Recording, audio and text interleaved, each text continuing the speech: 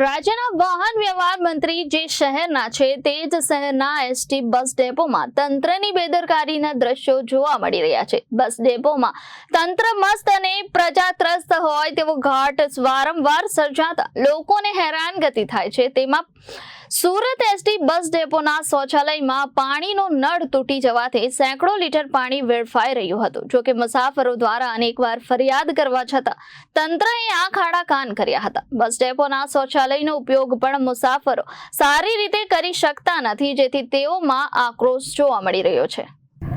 Surat ST bus ડેપોના શૌચાલયમાં પાણીનો નળ તૂટી જવાથી સેંકડો લીટર પાણી વેડફાઈ રહ્યું છે। જો કે મુસાફરો દ્વારા અનેકવાર ફરિયાદ કરવા છતાં તંત્રએ આંખ આડા કાન કર્યા હતા। બસ ડેપોના શૌચાલયનો ઉપયોગ પણ મુસાફરો સારી રીતે કરી શકતા નથી, જેથી તેઓમાં આક્રોશ જોવા મળી રહ્યો છે। ડેપો પર હાજર મુસાફરોને તૂટી ગયેલા નળને કારણે ભારે તકલીફ ઉઠાવવી પડી હતી।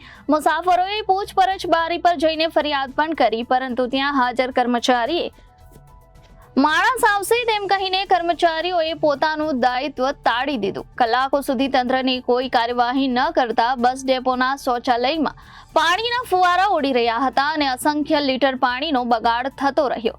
સુરત એસટી બસના ડેપોના શૌચાલયની હાલત પણ જર્જરિત છે। ટોયલેટમાં ગંદકીના સામ્રાજ્ય વચ્ચે મુસાફરોને હાલાકી વેઠવી પડે છે। શૌચાલયમાં વોશ બેસિન છે અને હાથ ધોવા માટે નળની સુવિધા પણ ઉપલબ્ધ નથી। તંત્રની બેદરકારીને કારણે પ્રવાસીઓ માટે આ ખૂબ જ મુશ્કેલી ભર્યું બની જાય છે। Reporter Arvind Rathod, Janadesh news, Surat.